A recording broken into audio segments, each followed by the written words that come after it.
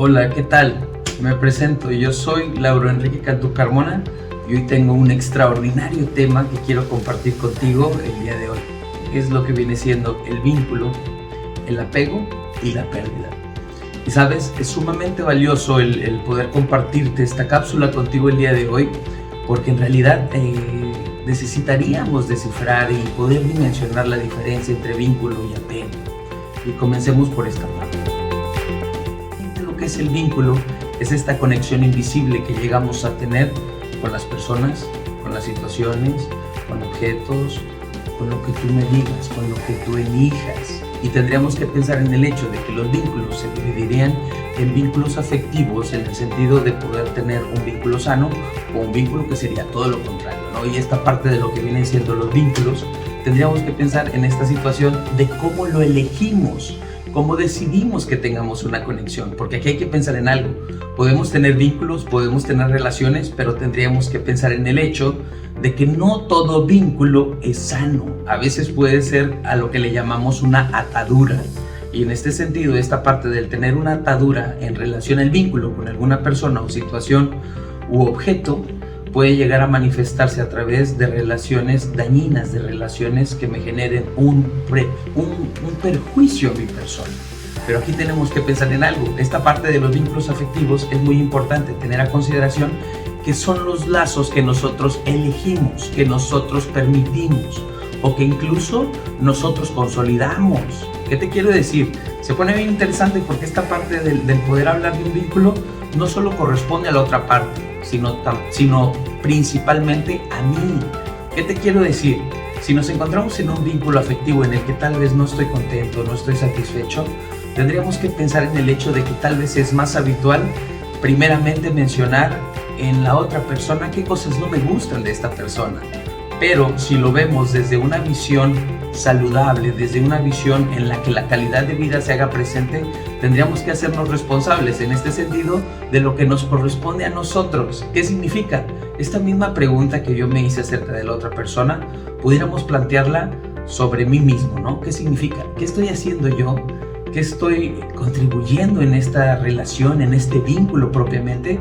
Porque vínculo afectivo puede ser con mis padres, con mis hijos, con mi pareja, con las personas con las que trabajo, con mis pacientes, con quien tú me digas, incluso con las personas que no necesariamente tengan que tener un vínculo afectivo o más bien una conexión íntima contigo.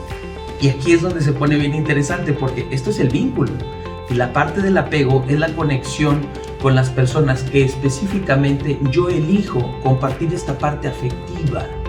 ¿Qué significa? Puedo tener un vínculo afectivo con alguien que saludo todos los días de la oficina, pero no tener un apego.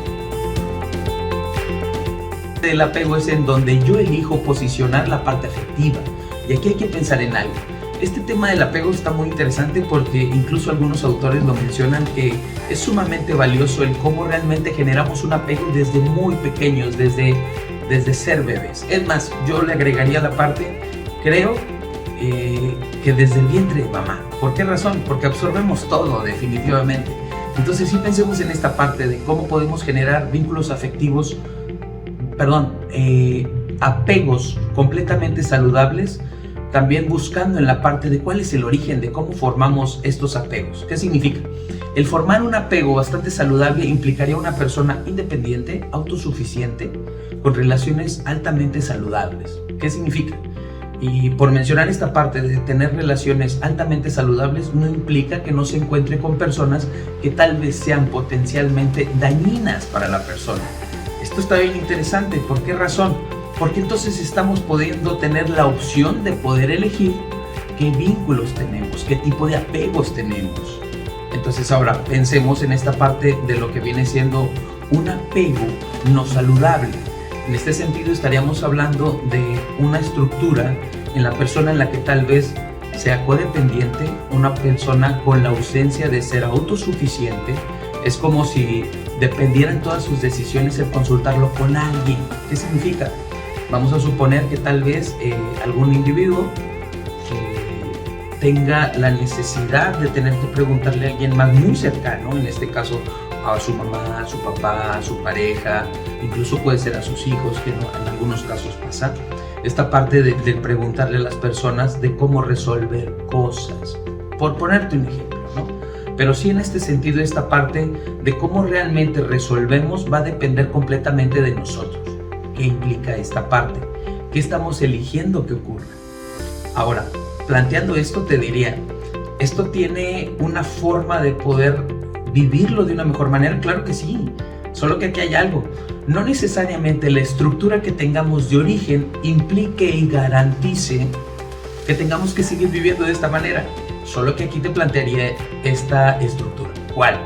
Para poder generar cambios en la estructura psíquica que yo poseo, el primer paso es poder identificar cuál es la estructura psíquica que tengo. ¿Qué significa?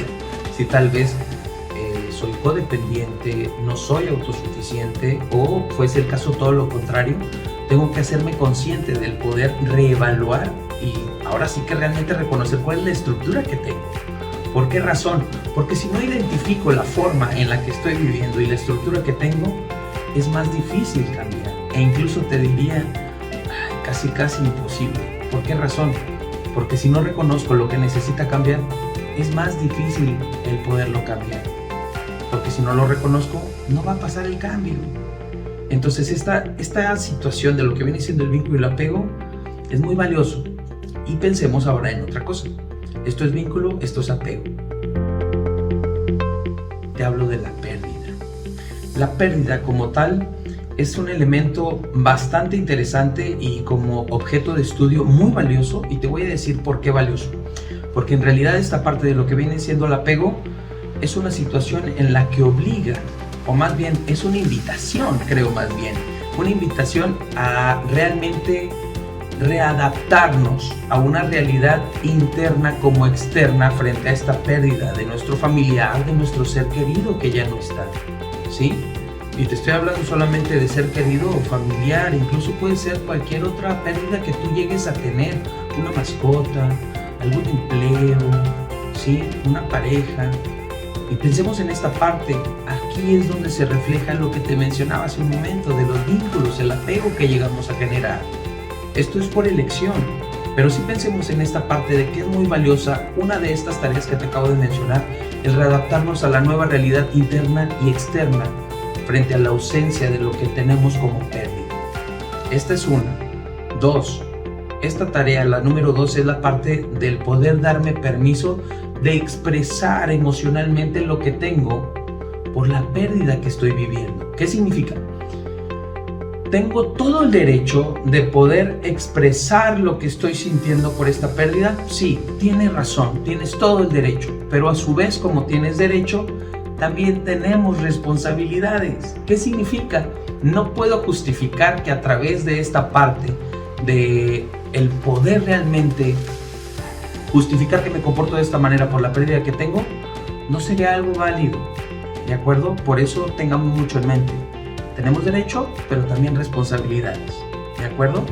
Una tercera tarea es esta parte de el poder resignificar mi proceso, resignificar el cómo interpreto la pérdida que he tenido. Y fíjate bien de lo que te quiero hablar, y esto es algo muy valioso y creo muy importante, porque te he de compartir, el tener este conocimiento nos da el poder de poder reestructurarnos a nosotros mismos. Por eso es valioso. ¿Qué significa? El poder resignificar este proceso que estoy viviendo implica algo. El que yo pueda ser capaz de saber elegir cómo recordar a mi ser querido. ¿Qué significa? Si yo he perdido a un ser querido muy amado por mí, puede ser que lo esté recordando desde el dolor, desde la tristeza, desde el sufrimiento, desde el enojo, desde el miedo, desde emociones o sensaciones que sean desarmonizantes.